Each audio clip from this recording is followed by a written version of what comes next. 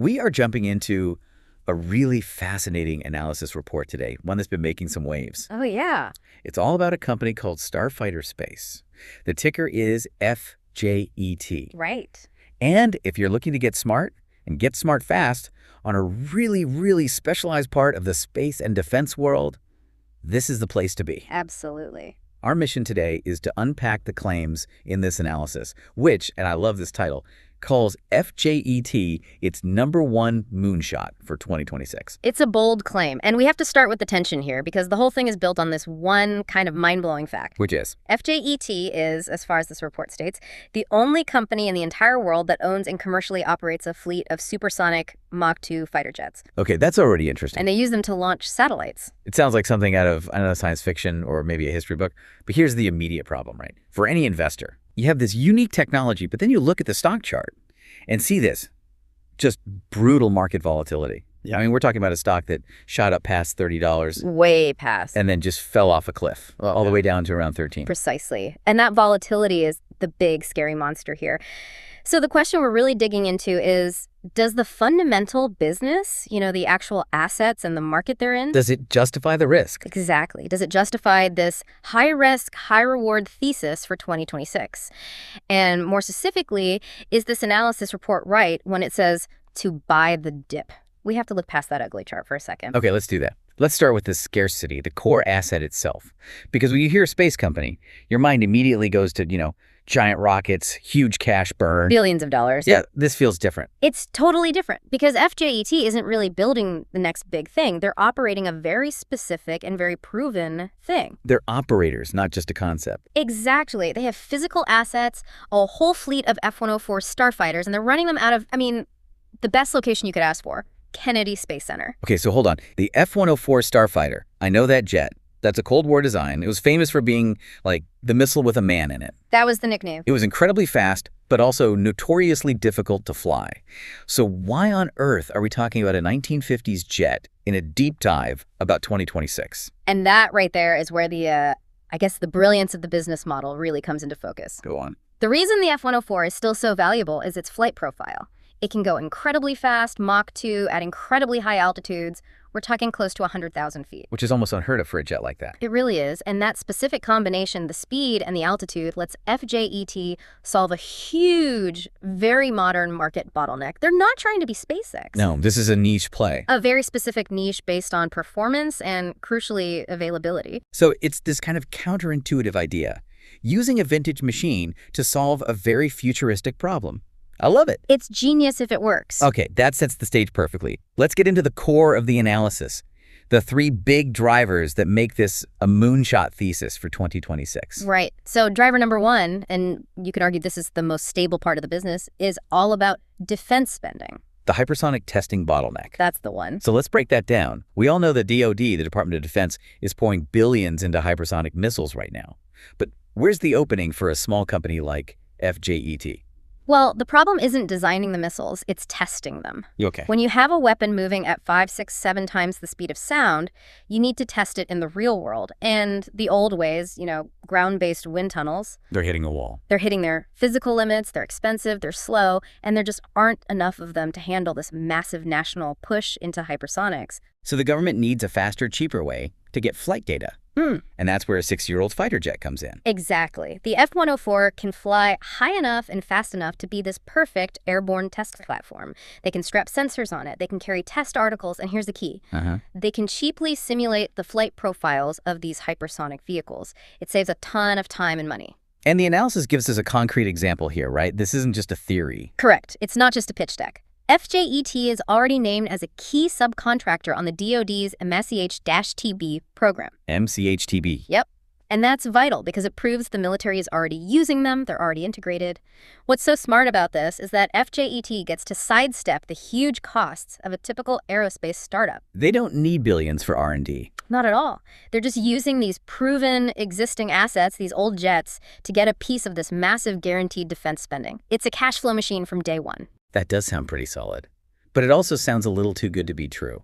I mean, if this is such an effective and cheap solution, why hasn't a giant like Lockheed or Boeing just done it themselves? That's a great question, and it gets to their competitive moat. The analysis points to 2 things. First, The F-104 is just a rare aircraft now. Not a lot of them left. Not a lot of commercially viable, maintained fleets. And second, the regulatory nightmare for a huge defense contractor to acquire and operate a foreign-built, high-performance military jet.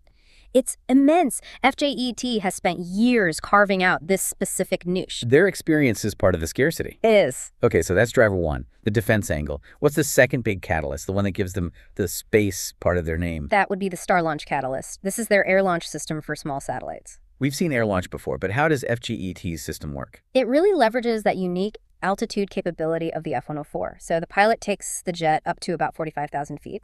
And at the top of that arc, a small rocket launches right off the wing, pushing its payload, a small satellite, into low Earth orbit. The jet basically gives the rocket a massive head start. It carries it through the thickest part of the atmosphere. Exactly. It makes the whole launch way more efficient. So who's the customer for that? And what's the big advantage over just, catching a ride on a big SpaceX Falcon 9? The customers are anyone who needs to get to orbit fast and on their own schedule. The advantage is responsiveness. Schedule control. Total schedule control. If you're a small satellite company and you miss your rideshare window, you could be waiting 6 months for the next one. FJET claims they can get you up in days or weeks. For certain defense needs or commercial constellations, that speed is priceless. And what about the cost? Is it actually cheaper? For those small payloads, the analysis says yes, absolutely. You're saving a huge amount on fuel because you're not fighting gravity from ground level, and you don't need all the massive infrastructure of a vertical launch pad. No pads, no blockhouses, none of that. It's a much leaner operation. It's basically jet fuel and maintenance. Okay, that's a pretty strong operational case. So what's the third driver? The financial one. The cash injection. Simple as that. The company just did its IPO back in December. And they raised how much? They successfully raised $40 million. Now, $40 million in the world of SpaceX is like nothing. It's pocket change. But for a company like this, what does that cash actually do for them? In this context, it's transformative.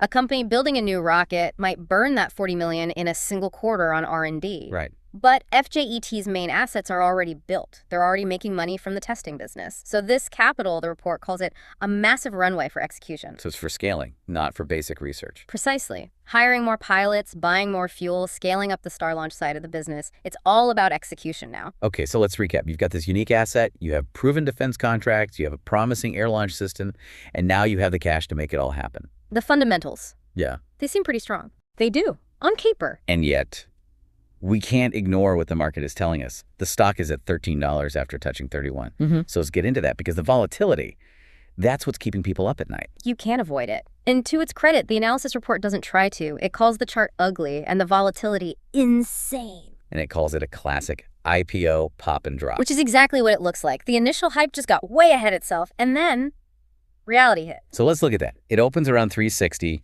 This speculative mania pushes it to $31, and then this just violent crash back down.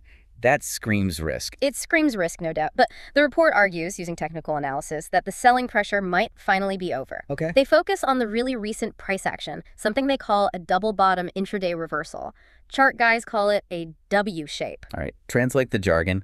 What does a W shape reversal actually mean for investor psychology? Okay, think of it like this. The stock price got knocked down. It tried to get up, and then the sellers, the bears, tried to deliver one final knockout punch. The price got flushed all the way down to its low point, $12.65. The report calls this moment capitulation. Capitulation. So that's just the point where everyone who was going to panic and sell has finally sold. That's it. The last nervous seller throws in the towel, they dump their shares. But the key is what happened next. The price hit $12.65, and the buyers immediately rushed in. The bears couldn't hold it down. And it rallied back to close where?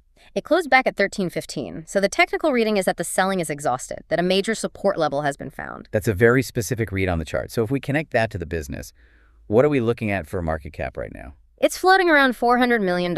And this is where the analysis makes its boldest claim. Which is? That the risk reward at this level is highly asymmetric. Asymmetric.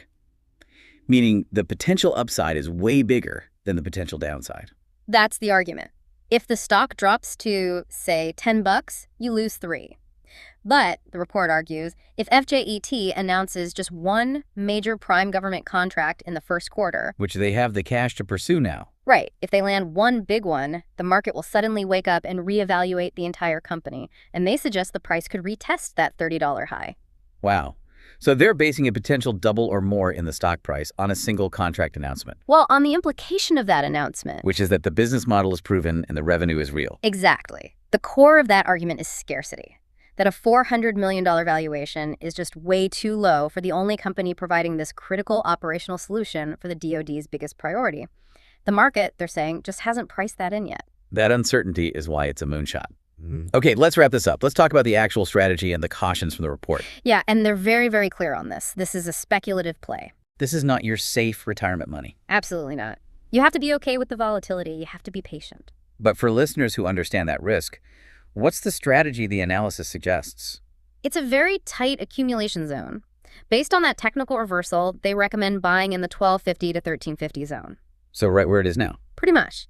The argument is that you're buying near that point of capitulation, that point of maximum pain, which they believe minimizes your downside. And if they do execute in Q1, what's the near-term price target? For Q1 2026, the stated target is a return to $18. 18. Okay, so that's a pretty significant return, 35–40% just from its current level. Right, and that's just based on them proving the model works and the revenue stream is what the analysis believes it is. So when you boil this whole deep dive down, what's the core idea for someone to walk away with and think about? I think the core tension is that the market is just looking at the ugly chart, at the IPO history, and it's missing the fundamental scarcity of the asset. The story versus the stock. The story versus the stock. And the story is this incredible, almost paradoxical idea using a proven Cold War-era jet to solve a very modern, very high-stakes defense problem. And the analysis concludes that all this volatility is just noise that's created a unique opportunity. It really makes you think about the whole space industry. You know, we're so focused on the next giant rocket from SpaceX or Blue Origin, these multi-billion-dollar programs. But what if the really smart, profitable next-gen space business isn't about building something new from scratch at all? What if it's about finding the cheapest, most efficient way to solve a niche problem by repurposing old military tech, turning this high-performance relic into a modern disruptor? That's a really interesting thought to chew on.